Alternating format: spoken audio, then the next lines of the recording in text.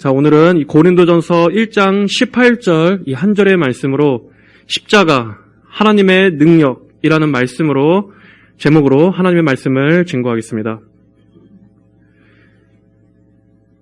예수님의 제자들이 성령을 받고 난 이후 제자들의 복음 선포의 핵심 메시지는 십자가에 못 박히신 그리스도와 그분의 부활하심이었습니다.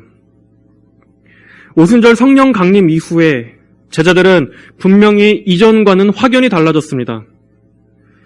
예전에 그들은 어땠습니까? 제자들은 예수님을 3년 반 동안이나 따라다녔지만 예수님의 사역의 목적을 정확히 몰랐습니다.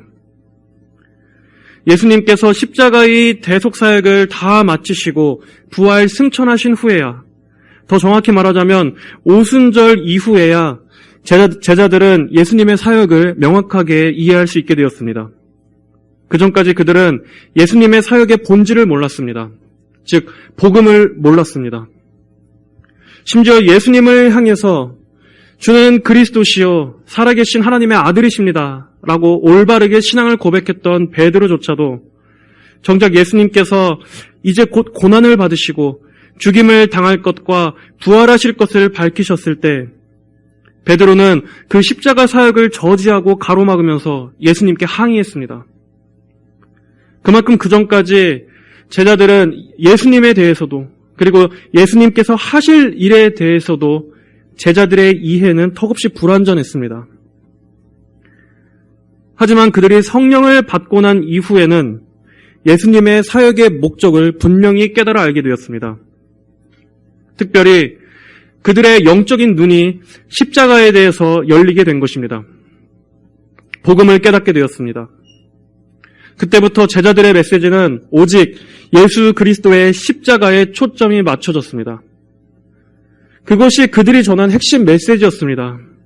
십자가, 그것이 복음의 가장 핵심 메시지였기 때문입니다. 사도 바울은 어떻습니까? 사도 바울은 바리새인 중에 바리새인이요 율법의 행위로는 흠이 없다고 자부할 정도로 종교적 열심이 강했던 사람이었습니다. 바울은 가만히 있었으면 장래 이 유대교 랍비의 최고 선생의 자리까지 올라갈 수 있었던 장래가 촉망받던 사람이었습니다. 그랬던 그가 다메섹에서 예수님을 만나게 된 이후 어떻게 되었습니까?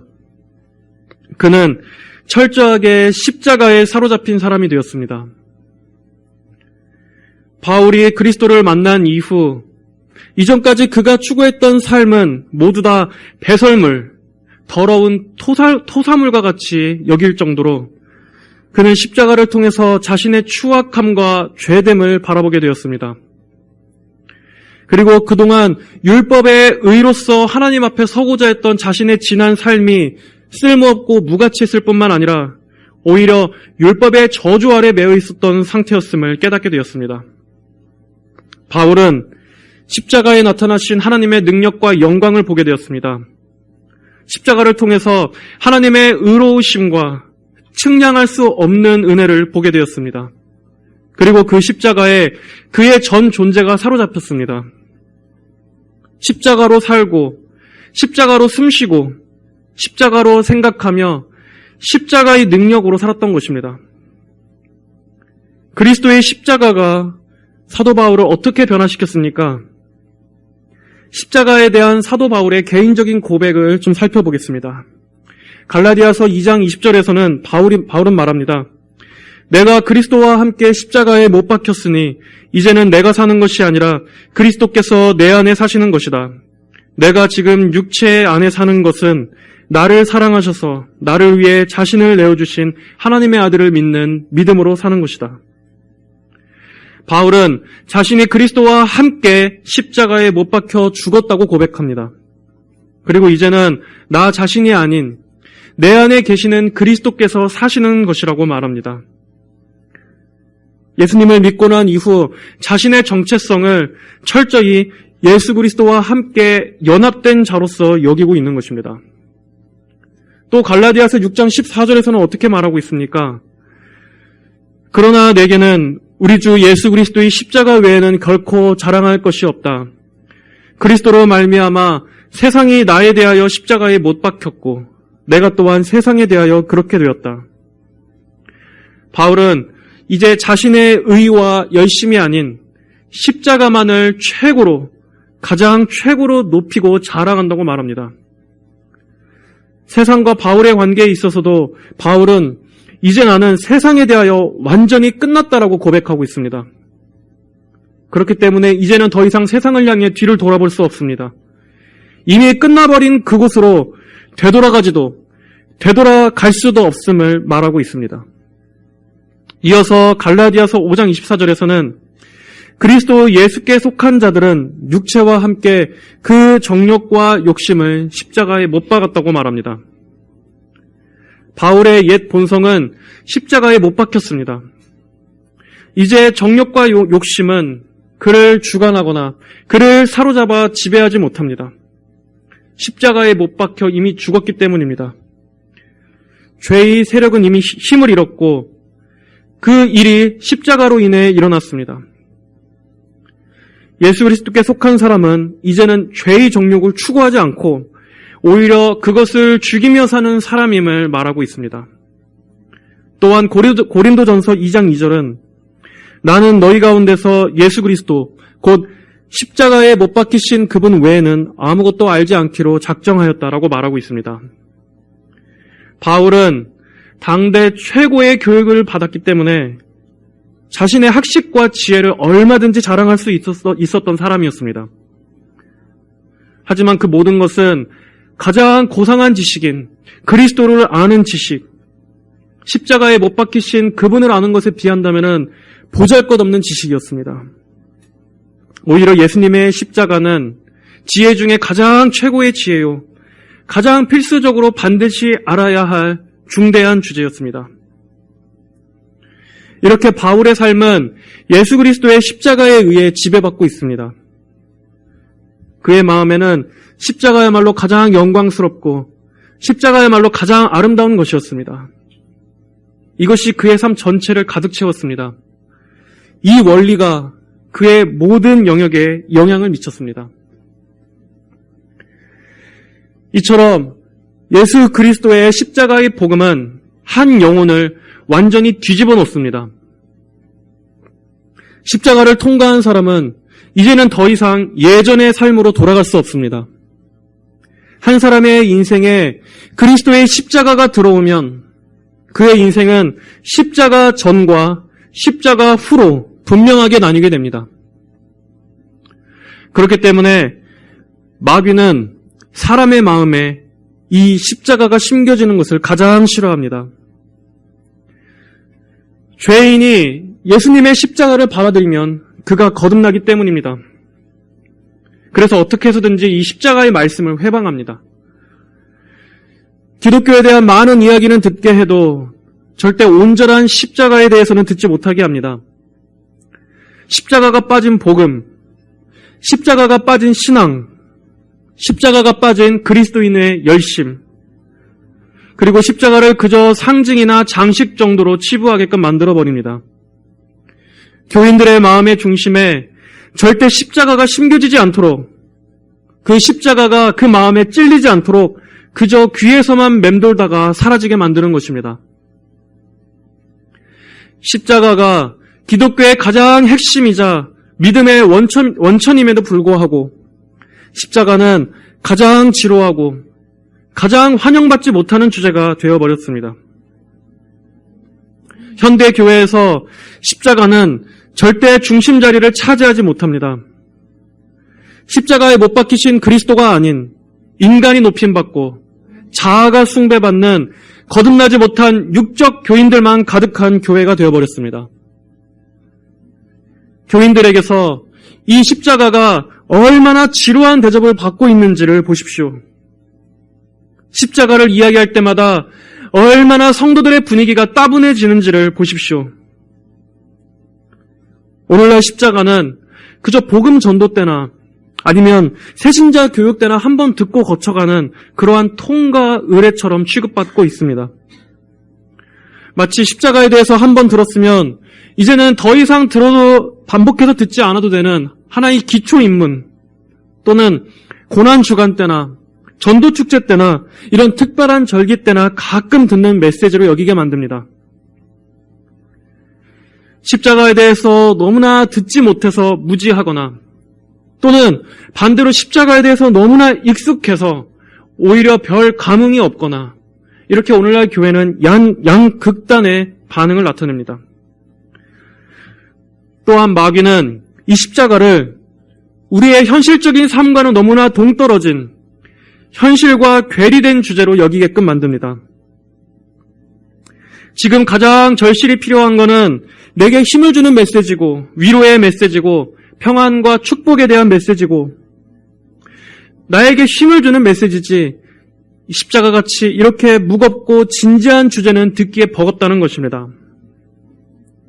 죄나 형벌, 하나님의 진노와 같은 이러한 이야기를 듣기에는 삶에 여유가 없습니다. 마음에 여유가 없습니다. 더 피곤하고 무겁게만 들립니다. 십자가를 통한 죄사함의 내용도 내 현실과는 그다지 상관이 없게 느껴집니다. 죄 용서고 구원이고 다 좋은 말씀인 거는 알겠는데 정작 그걸 통해서 오늘 내가 하루 사는데 힘을 얻고 또 내 삶의 인도를 바랄 수 있느냐, 내 삶에 좀 더 긍정적인 요소를 제공할 수 있느냐, 내 삶에 활력을 제공할 수 있느냐, 그런 의미에서 십자가는 별로 효력이 없다고 느껴집니다. 그래서 십자가 얘기는 저만치나 멀리 떨어져서 듣는 것입니다. 실용주의의 영향으로 인해서 오늘날 현대인들은 어떤 지식을 접할 때 그것이 내게 어떤 실질적인 필요를 채워주느냐 또는 단기간 내에 빠르게 습득해서 써먹을 수 있느냐 하는 것을 기준으로 모든 것을 같이 판단합니다. 사람들에게 있어서 인생의 궁극적인 진리 같은 것은 관심이 없습니다. 죽음 이후에 닥치게 될 영원한 갈림길에 대해서는 고민도 관심도 없습니다. 다들 이 현세의 삶에서 어떻게 하면 잘 먹고 잘 사느냐만 관심이 있을 뿐 복음의 메시지는 아무 관심이 없습니다. 세상이 점점 더 그렇게 돼가고 있습니다. 복음이 왜 아무런 관심을 끌지 못합니까? 오늘날의 사람들은 의에 관심이 없습니다. 당연합니다. 죄에 대한 문제도 생각하고 살지 않기 때문입니다. 지금 사람들에게 있어서 죄는 그저 다 같이 짓는 것입니다. 너도 죄 짓고 나도 죄 짓는데 에라이 그냥 법에만 안 걸리면 다 같이 그냥 똑같이 죄 짓고 사는 거지 하는 것입니다. 현대인들에게 있어서 인간이 올바로 사는 것, 어떻게 하면 인생을 의미 있고 가치 있게 살 수 있을까 하는 것은 전혀 관심 없는 고민입니다. 요즘 시대에 누가 그런 고민을 합니까? 사람들이 생각하는 의미 있는 삶이란 내 자신의 인생을 더 멋지게, 더 능력 있게 발전시키는 것입니다. 다른 사람들의 시선을 의식하지 않고 내 라이프 스타일을 고수하면서 나만의 스타일로 사는 것, 나를 소중히 하고 아끼면서 내 자신이 나에게 만족하는 것, 상처받지 않고 스스로 떳떳하게 당당하게 사는 것, 나부터 나를 아끼는 것, 고작 이런 것입니다. 여기에는 어떤 윤리적인 것이나 도덕적인 것은 없습니다. 자아의 만족, 자아를 세우는 것, 내 자아를 살찌우는 것, 이것이 현대인들이 추구하는 의미 있는 삶입니다. 그런 면에서 십자가는 분명 오늘날의 현대사회와는 맞지 않습니다. 지금 이 시대에 환영받을 만한 요소가 단 한 가지도, 정말 단 하나도 없습니다. 그러나 오늘 본문에서 사도 바울은 말합니다. 고린도전서 1장 18절 다 같이 한번 읽어보겠습니다. 십자가의 말씀이 멸망당하는 자들에게는 어리석은 것이나 구원을 받는 우리에게는 하나님의 능력이다. 하나님의 말씀은 온 세대, 온 시대를 향하여 언제나 진리입니다. 과거에도 현재에도 그리고 앞으로 다가올 미래에도 언제나 변하지 않을 진리입니다. 하나님께서 인간으로 하여금 하나님에 대해서 하나님의 구원 계획을 알도록 주신 영원하신 하나님의 계시이기 때문입니다. 그러므로 하나님의 말씀은 언제나 오늘 이 시대, 현재에도 변함없는 능력을 가지고 있습니다. 또한 인간 역시 결코 변하지 않습니다. 우리는 성경 시대 때나 오늘날 우리 시대 때나 인간의 본성이 전혀 변하지 않았음을 성경을 통해 확인할 수 있습니다. 여러분, 진정으로 사람이 더 진화되고 진보되었습니까? 아니요, 전혀 그렇지 않습니다. 오히려 인간은 창조 때에 지음받은 이후로 더욱더 타락하고 어리석어지고 있습니다. 하나님의 형상이 망가지고 더욱더 추락하고 더욱 내리막길로 내려가고 있습니다. 창세기에 나오는 인간의 죄악이나 오늘날 사람들의 죄악이나 여전히 같습니다. 여전히 하나님에 대해서 어두우며 여전히 하나님에 대해 저항하고 여전히 거부하고 여전히 교만합니다. 인간의 본성은 절대로 변하지 않았습니다. 그리고 앞으로도 변하지 않을 것입니다. 오히려 변한다면 오히려 더 악해지고 더 어리석어지고 더 교만해질 것입니다. 교육과 문명의 발달이 보편적인 사회 문화는 발전시켰을지 몰라도 인간의 본성에 있어서만큼은 조금도 개선을 시키지 못했습니다. 정작 인간에게 있어서 가장 중대한 이 영원한 운명을 가르는 이 사활이 걸린 구원의 문제에 있어서는 그 어떤 문명의 발전도 그 어떤 지혜와 철학도 조금도 소망을 갖게 할 수 없습니다. 사도 바울이 고린도전서를 기록한 이 AD 55년, 그러니까 지금으로부터 약 2000년 전에도 오늘날의 상황과 똑같았습니다. 본문 말씀에서 사도 바울은 십자가의 말씀을 대하는 두 가지 상반되는 태도가 있음을 말하고 있습니다. 십자가의 말씀이 멸망당하는 자들에게는 어리석은 것으로 보이고 반면에 구원받은 우리에게는 하나님의 능력이다라고 말씀하고 있습니다. 먼저 십자가의 말씀이란 무엇입니까? 십자가의 말씀은 하나님의 아들이신 예수 그리스도, 삼위일체 하나님의 제2위격을 가지신 영원하신 성자 예수 그리스도께서 죄인을 구원하시기 위해 이 땅에 오셔서 십자가에 달려 죽으시고 부활하신 것을 말합니다. 죄인을 대신하여 십자가에서 그분이 희생 제물이 되시고 대속물이 되셨다는 속죄의 메시지를 가리킵니다.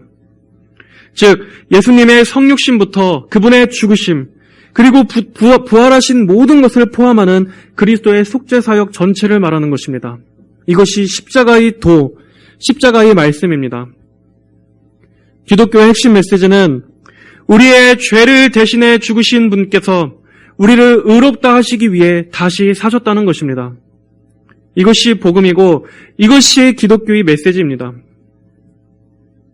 세상을 더 아름답게 변화시키고 사람들로 하여금 선한 사람들이 되도록 하는 것, 그것이 기독교의 근본 목적이 아닙니다.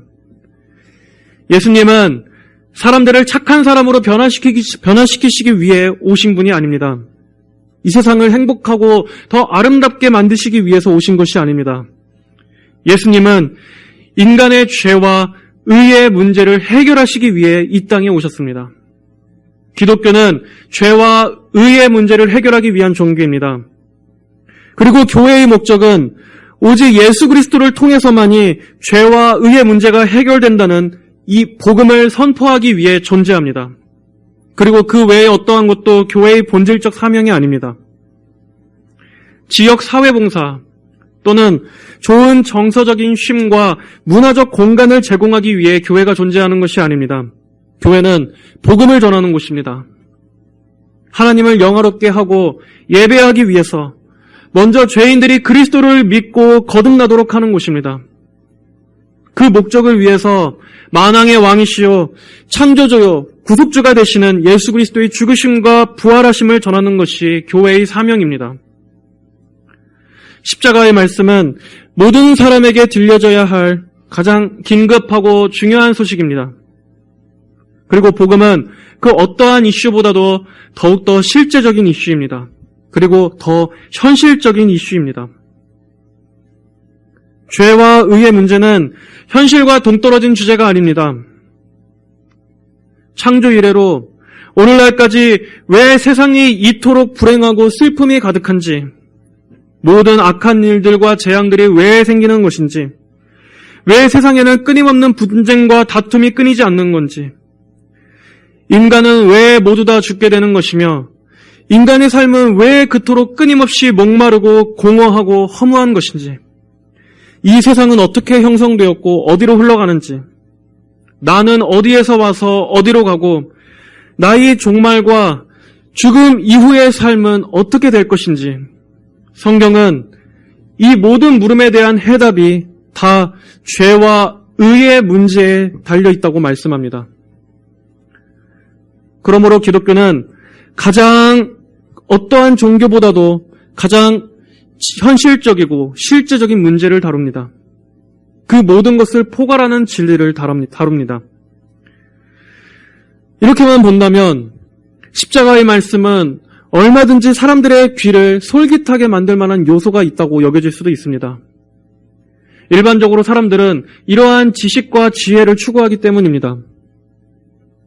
물론 그것도 진정으로 진리를 알고자 하는 마음보다는 더 많은 지식에 나를 고상하게 만들어줄 거라는 그런 교만에서 나온 것이긴 하지만 말입니다. 하지만 그럼에도 이 모든 것들에 답변할 수 있는 지혜가 있다면 어디 나도 한번 들어볼까 하는 생각할 수도 있습니다. 하지만 복음은 그런 사람들의 기대와는 정반대의 메시지를 말하고 있습니다. 바울 시대 당시에도 사람들은 그런 기대를 갖고 있었습니다. 바울이 활동하던 당시의 고대 그리스는 철학과 지혜의 도시였습니다. 소크라테스, 플라톤, 아리스토텔레스, 오늘날까지도 지혜와 철학을 대표하던 이들이 모두 이 헬라 시대 사람들이었습니다. 그리고 바울은 당시의 스토아 학파와 에피쿠로스 학파들이 활동하던 때 그들의 영향권 아래에 있던 사람들을 상대로 복음을 전하기도 했습니다. 그러한 대중들이 바울이 복음을 말할 때 어떤 기대를 갖고 들었겠습니까? 과연 이 사람이 얼마나 화려한 언변으로 지혜의 말을 할까? 얼마나 뛰어나고 현란한 수사로 내 귀를 즐겁게 해줄까? 이런 기대를 했을 것입니다. 그러나 바울이 전했던 이 십자가의 도, 이 십자가의 말씀은 그들이 듣기에 너무나 어리석은 것이었습니다. 여기 18절에서 십자가의 말씀이 멸망당하는 자들에게는 어리석은 것이나, 여기서 이 어리석은이라는 단어의 원어 의미는 단순히 지혜가 없고 무식하다라는 뜻이 아닙니다. 그것은 완전히 미쳤다는 의미입니다. 그만큼 바울이 전한 이 십자가의 메시지가 너무나 허무맹랑하고 도저히 들어줄 만한 가치가 없는 미친 소리로 여겼다는 것입니다.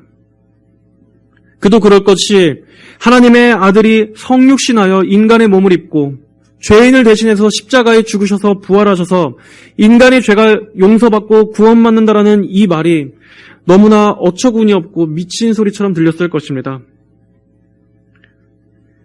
왜냐하면 거기에는 어떤 고상함이 없습니다. 인간을 높이는 것이 없습니다. 인간의 이성을 만족시켜주는 요소가 없습니다. 이러한 반응은 오늘날도 마찬가지입니다. 십자가는 인간을 전혀 높이지 않습니다. 오히려 인간의 이성, 인간의 선행, 인간의 지혜, 인간의 자아를 철저히 꺾습니다. 사람들은 하나님의 사랑과 하나님의 선하심, 위로, 복, 그리고 교회 다니는 사람들의 어떤 이타적인 희생과 봉사, 이러한 모습들에 대해서는 좋은 인상을 가질 수 있습니다. 그러나 십자가에 거치는 것, 십자가에 걸려 넘어지는 것, 십자가를 통한 자기 부인, 이러한 것들에 대해서 정직히 말할 때는 십자가도 교회도 다 거부합니다. 예수님께서 기적을 베푸실 때 대중들은 그분을 따랐습니다. 그러나 예수님께서 십자가를 말씀하셨을 때 사람들은 그분을 떠났습니다. 십자가는 인본주의적인 모든 것을 꺾어버립니다. 십자가가 말하고 있는 것은 무엇입니까? 사도 바울은 이 모든 말씀을 로마서에서 선포하고 있습니다. 하나님의 진노는 불의로 진리를 막는 사람들의 모든 불경건과 불의에 대하여 하늘로부터 나타나는데 이는 하나님을 알만한 것이 그들 안에 밝히 드러나 있기 때문이다. 하나님께서 그것을 그들에게 밝히 보여주셨다. 세상 창조 때부터 그분의 보이지 않는 것들, 곧 그분의 영원하신 능력과 신성이 그분께서 만드신 만물을 통하여 분명히 드러나 알게 되었으므로 그들이 변명할 수 없다. 그들은 하나님을 알면서도 하나님을 영광스럽게 하지도 않고 감사드리지도 않았으며 오히려 생각이 허망하여지고 그들의 어리석은 마음이 어두워졌다. 그들은 모든 불의, 추악, 탐욕, 악으로 가득 차 있으며 시기, 살인, 분쟁, 사기, 악독으로 가득 차 있다. 그들은 수근거리는 자이고 비방하는 자이고 무례한 자이며 교만한 자이고 자랑하는 자이며 악을 꾸미는 자이고 부모를 거역하는 자이며 우매한 자이고 신의가 없는 자이며 무정한 자이고 무자비한 자이다. 그들은 이와 같은 일을 하는 자는 사형에 해당한다는 하나님의 심판을 알면서도 그런 일을 할 뿐 아니라 또한 그런 일을 하는 자들을 옳다고 한다. 그러면 어떠하냐? 우리는 더 나으냐? 결코 그렇지 않다. 유대인이나 헬라인이나 다 죄 아래에 있다고 우리가 이미 선언하였다. 이와 같이 기록되어 있다. 의인은 없으니 하나도 없으며 깨닫는 자도 없고 하나님을 찾는 자도 없다. 모두가 탈선하여 한 가지로 무익하게 되고 선을 행하는 자가 없으니 하나도 없다. 그들의 목구멍은 열린 무덤이고 그 혀로는 속임을 일삼으며 그 입술에는 독사의 독이 있고 그 입에는 저주와 독설이 가득하다. 그 발은 피 흘리는 데 빠르며 파멸과 비참함이 그들의 길에 있어 평강의 길을 알지 못한다. 그들의 눈앞에는 하나님을 두려워함이 없다. 우리가 아는 것은 율법이 말하는 것은 율법 아래 있는 자들에게 말하는 것이니 이는 모든 입을 막고 온 세상을 하나님의 심판 아래 있게 하려는 것이다. 성경이 인간의 본질적인 상태에 대해서 얼마나 심각하게 이야기하고 있습니까? 죄로 타락한 인간은 이러한 자신의 정직한 모습을 스스로 알 수 없기 때문에 하나님께서는 계시를 주셨습니다. 이 계시를 통해서만 우리는 인간의 정직한 상태를 알 수 있습니다. 인간은 자신이 어느 정도까지는 죄인이라는 것을 인정할 수 있습니다. 사실 살면서 윤리 도덕적으로도 나는 어떠한 흠도 점도 없이 깨끗하게 살았다고 자부할 수 있는 사람은 아마 얼마 없을 것입니다. 그러나 그렇다고 자신이 감옥에 갈 만한 큰 죄를 범했다고는 생각하지 않습니다. 하지만 그것이야말로 인간의 착각입니다. 인간의 악한 죄성은 그 죄가 너무나 커서 도저히 스스로 그 죄를 감당할 수 없기 때문에 하나님의 아들께서 죽으셔야 할 만큼 악한 죄인인 것입니다. 사람들을 그대로 내버려둘 경우에 그에게 닥칠 영원한 운명은 무서운 것입니다. 이것이 왜 예수님께서 십자가에 못 박히신 것이 그토록 중요한 것이고 복음 선포가 왜 그토록 긴급해야 하는가에 대한 이유입니다. 모든 사람에게 죽음 이후에 심판이 기다리고 있습니다. 이것은 분명한 사실입니다. 성경은 사람이 그 심판대 앞에서 절대 핑계댈 수 없을 것까지도 미리 기록해 두었습니다. 그러므로 반드시 대비를 하라는 것입니다. 인간은 하나님의 창조 목적이란 이 표적에서, 관역에서 벗어난 존재입니다. 그것이 죄가 의미하는 것입니다. 죄의 결과, 죄의 대가, 죄에 대한 공정한 심판이 기다리고 있습니다. 그리고 인간은 죄의 세력 아래 있으며 죄의 힘에 묶여 있고 그로부터 탈출하지 않으면 영원한 심판과 멸망이 있습니다. 십자가의 말씀은 바로 이것을 전제로 합니다. 그리고 이것은 결코 가볍게 흘려 들을 수 없는 말입니다. 자신의 힘으로는 절대 결코 지옥의 멸망을 피할 수 없습니다. 반드시 가게 됩니다. 하지만 사람들은 심각하고 진지하게 생각하지 않습니다. 하지만 그럼에도 변하지 않는 분명한 사실은 하나님은 의로우신 분이시며 그분이 모든 인간에게 의로움을 요구하고 계신다는 사실입니다. 이 우주를 지으신, 이 모든 피조물을 지으신 분께서 도덕적인 의를 요구하시는 것입니다. 하나님의 진노와 저주가 지금 모든 사람 위에 있습니다. 그러나 사도 바울은 이렇게 인간에게 불쾌감을 주는 이 십자가의 말씀이 구원을 받는 우리에게는 하나님의 능력이라고 말합니다. 어째서입니까? 사도 바울은 로마서 1장 16절에서도 말했습니다. 나는 복음을 부끄러워하지 않는다. 이 복음은 모든 믿는 자를 구원에 이르게 하는 하나님의 능력이다. 그리고 이어지는 17절에서 복음에는 하나님의 의가 나타나서 믿음에서 믿음에 이르게 하니, 그리고 로마서 3장 22절 이하에서는 그 하나님의 의에 대해 이렇게 설명합니다. 하나님의 의는 예수 그리스도를 믿는 믿음을 통하여 모든 믿는 자에게 주어지는 것이니 거기에는 차별이 없다. 모든 사람이 죄를 범하였으므로 하나님의 영광에 이르지 못하나 그리스도 예수님 안에 있는 구속으로 말미암아 하나님의 은혜로 값없이 의롭다 하심을 받았다. 하나님께서 이 예수님을 그분의 피를 믿음으로 말미암는 속죄 제물로 세우셨으니 이는 하나님께서 오래 참으시며 이전에 지은 죄를 간과하시어 자신의 의를 나타내시려는 것이다. 구원받는 우리들에게 있어서 복음이 하나님의 능력이라고 찬양할 수 있는 것은 인간 편에서 도저히 해결할 수 없는 이 구원의 문제를 해결해 주시기 위해서 구원에 필요한 모든 것을 하나님 편에서 제공해 주셨기 때문입니다. 하나님께서는 죄인들을 구원하시기 위해 그 희생제물로서 대속물로서 친히 독생자 예수 그리스도를 보내주셨습니다. 예수님은 하나님과 죄인 사이를 화목하게 하고 또 죄로 막힌 담을 허무시기 위하여 완전하신 하나님이시자 완전한 사람으로 오셨어야만 했습니다. 그래야만 하나님께서 내리시는 그 무서운 진노의 형벌을 감당할 수 있었고 또 인간의 모든 죄를 짊어지실 수 있으셨기 때문입니다. 하나님께서는 죄인이 받아야 할 모든 진노와 형벌과 의로운 심판과 무서운 저주와 죽음을 십자가에서 예수님께 쏟아 부으셨습니다. 그리고 그것은 우리가 받아야 할 것이었습니다. 예수님께서는 죄 없으신 분이셨으나 우리를 구원하시기 위해서 친히 그 모든 십자가의 무서운 형벌에 순종하셨습니다.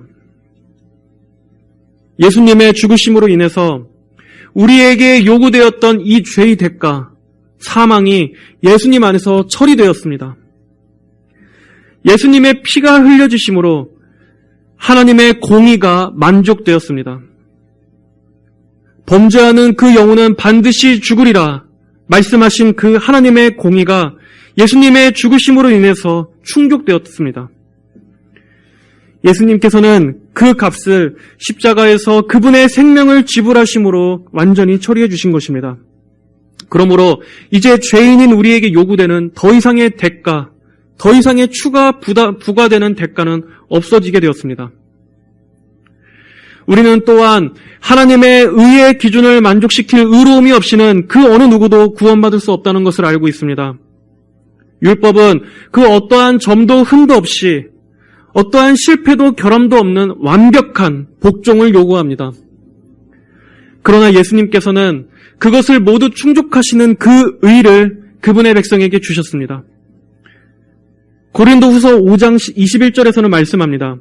하나님께서는 죄를 알지도 못하시는 분을 우리를 대신하여 죄로 삼으셨다. 이는 우리가 그분 안에서 하나님의 의가 되게 하려는 것이다.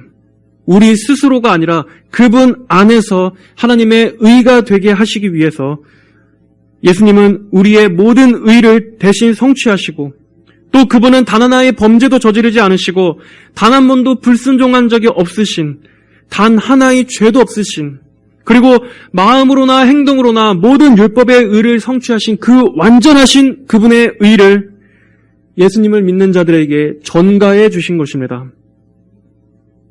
우리의 죄는 십자가에서 예수님에게 넘겨지고 예수님은 우리의 죄를 짊어지시고 죽으셨습니다.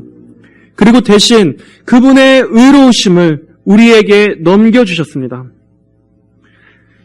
이제 하나님께서는 그리스도를 믿는 자에게 우리의 의가 아니라 우리에게 덧입혀진 예수님의 의를 보시고 이제 내가 너를 의롭게 여긴다라고 법적으로 선언해 주십니다. 우리의 죄는 예수님 안에서 완전히 도말되었습니다. 완전히 없어졌다는 것입니다. 더 이상 죄로 인한 심판이 없게 되었습니다. 그리고 우리가 도달할 수 없는 의로움, 이것은 예수님의 의가 우리의 것으로 간주됨으로 인해서 우리가 그리스도 안에서 의로운 자로 여김을 받게 되는 것입니다. 실제로 의로워진 것이 아니라 의롭다고 여김을 받게 된 것입니다. 이렇게 십자가는 우리의 죄와 의의 문제를 모두 해결합니다. 십자가를 통해서 하나님과 죄인이 화목하게 되었고 원수 마귀의 권세는 깨뜨려졌습니다. 마귀의 머리통이 무너지고 짓밟히고 패배했습니다. 그러므로 성도는 더 이상 저주받지 않습니다. 심판의 형벌이 지나갔습니다. 이제는 진노가 아닌 은혜가 성도 위에 머물러 있습니다. 영원한 생명이 주어졌습니다. 하나님은 우리의 하나님이 되어주시고 우리는 하나님의 소유가 되었습니다. 영원한 보호와 영원한 안전이 성도를 두르고 있습니다. 하나님의 인도와 사랑이 천국에 이르도록 영원히 함께해 주십니다. 이 모든 것을 하나님 편에서 모두 마련해 주셨습니다. 여기에 우리가 일절 기여한 어떤 공로나 행위 같은 것은 없습니다. 그리고 이것은 이 세상의 그 어떠한 지혜도 철학도 이뤄낼 수 없는 능력입니다. 오직 하나님의 능력으로만 가능한 것입니다. 오직 하나님의 지혜에서만 나올 수 있는 구원의 방식입니다. 바울은 그렇기 때문에 이 십자가의 놀라운 구원의 방식과 그 능력을 찬송한 것입니다. 성령께서는 죄인을 거듭나게 하실 때 이 십자가에 나타난 하나님의 크신 영광과 지혜를 보게 하십니다. 그 전까지는 여전히 십자가 안에서 아무것도 발견하지 못합니다. 여전히 십자가는 따분하고 지루한 것이며 어리석고 불쾌하고 여전히 미친 소리입니다. 십자가에는 내 이 이성을 만족시켜줄 어떤 놀라운 지혜도 지식도 없어 보입니다. 그러나 하나님께서는 바로 이 미련하고 미친 소리를 통해서 죽은 영혼을 살리시고 지옥에 갈 자들을 영원한 생명으로 건지십니다. 전도의 미련한 것을 통해서 영혼을 구원하십니다. 사람의 이성은 인간 스스로의 노력으로 구원을 얻어내는 것이 맞아 보입니다. 그러나 하나님께서는 그런 방법으로는 결코 성공할 수 없다고 선언하십니다. 오히려 하나님께서는 그 누구도 생각할 수 없는 방법으로 하나님의 공의를 만족시킬 뿐 아니라 동시에 하나님의 사랑도 나타내 보이실 수 있는 그 놀라운 지혜를 바로 십자가에서 나타내셨습니다. 죄에 대한 심판을 하시면서 동시에 의를 마련해 주셨습니다. 사형을 집행하시면서 동시에 구원과 용서를 선언하십니다. 죽음의 무서운 처형이 이뤄짐과 동시에 영원한 생명이 솟아났습니다. 가장 어리석어 보이는 이 방식을 통해서 가장 영광스럽고 위대한 구원의 길을 나타내 보이신 것입니다. 세상의 그 어떠한 지혜와 철학도 해낼 수 없는 그 능력, 죄와 죽음, 그리고 의와 영원한 구원의 문제를 예수님의 십자가는 이뤄낸 것입니다. 그러므로 바울은 이 복음을 전혀 부끄러워하지 않고 당대의 모든 철학과 지혜를 뛰어넘고 무너뜨려버리는 이 놀라운 복음의 능력만을 자랑했던 것입니다. 이 세상의 어떠한 지혜도 할 수 없는 그 능력이 이 십자가 안에 있습니다. 자, 이러한 경애와 감탄이 오직 사도들에게만 해당되는 것입니까? 아니면 어떤 특별히 더욱더 하나님을 뜨겁게 사랑하는 사람들만 갖게 되는 마음입니까? 아닙니다. 모든 성도들, 예수 그리스도를 주로 고백하는 모든 성도들의 마음에는 이 십자가에 대한 자랑이 있어야 합니다. 예수님을 처음 믿었을 때만이 아니라 오늘 이 현재의 순간에도 언제나 십자가는 여러분의 신앙의 중심에 있어야 합니다. 날마다 이 능력에 감격해야 합니다. 날마다 이 십자가의 능력이 여러분의 자랑이 되어야 합니다. 이것은 언제나 현재 진행형이어야만 합니다. 여러분은 십자가에서 하나님의 영광과 지혜와 능력을 발견하고 계십니까? 세상의 그 어떠한 지혜와 철학보다도 더 뛰어난, 오히려 그것들을 무력하게 만들고 넘어뜨려버리는, 무너뜨려버리는 그 견고한 진을 파쇄시켜버리는 이 십자가의 능력을 여전히 놀라워하고 찬송하고 계십니까?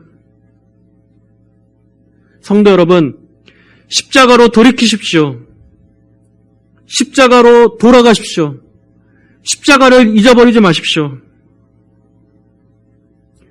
청교도 사무엘 루더포드는 십자가를 잃어버린 믿음은 곧 얼어버린다 라고 말했습니다. 십자가가 없는 믿음은 냉랭해지고 미지근해집니다. 십자가를 잊고 산다면 그때부터 우리의 마음에는 교만이 생겨납니다.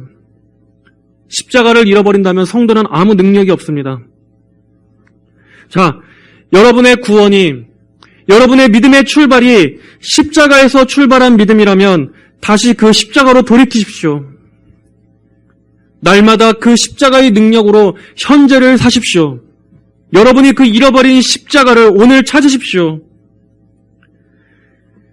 인간의 근원적인 문제인 이 죄와 의의 문제를 해결하는 것은 오직 예수 그리스도의 십자가뿐입니다.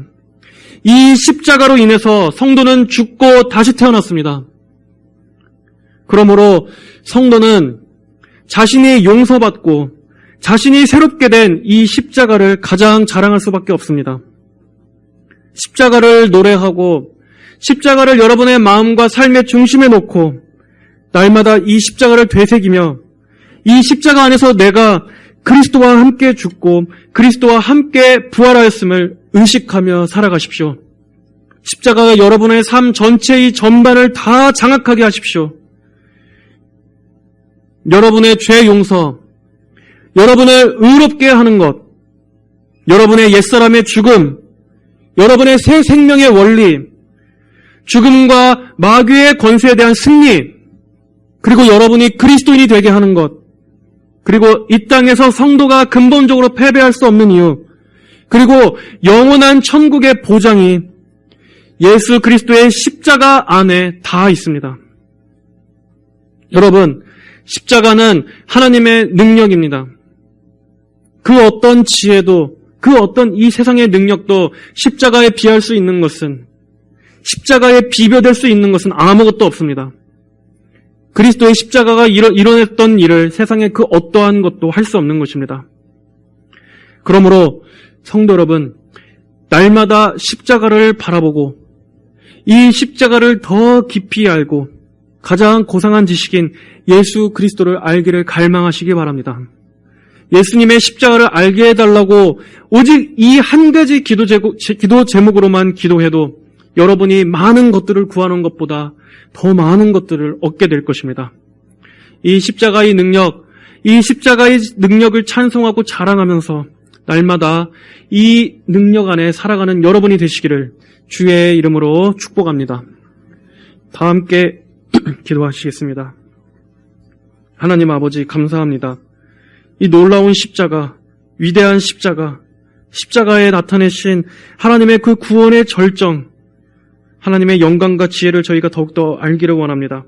저희들의 심령에 예수 그리스도의 십자가가 철저히 박히게 하여 주시고, 아버지 우리가 잃어버린 그 십자가의 능력을 다시 한번 되새길 수 있도록 성령님께서 역사하여 주시옵소서. 십자가를 잃어버린 채 신앙생활하지 않게 하여 주시옵소서. 우리가 어디서 출발하고 어떻게 구원받았는지도 모르는 채 망각한 채 이 세상에서 무기력하게 신앙생활하지 않도록 도와주시옵소서. 아버지 한 주간도 이 십자가로 승리하게 하여 주시고 날마다 십자가로 살게 하여 주시고 이 십자가만을 자랑하고 십자가 외에는, 십자가에 못 박히신 그리스도 외에는 모든 것을 배설물과 같이 여길 수 있는 아버지 그러한 그리스도 유일신앙, 그러한 믿음으로 살아갈 수 있도록 은혜 베풀어 주옵소서. 감사드리며 살아계신 예수님의 이름으로 기도드립니다. 아멘.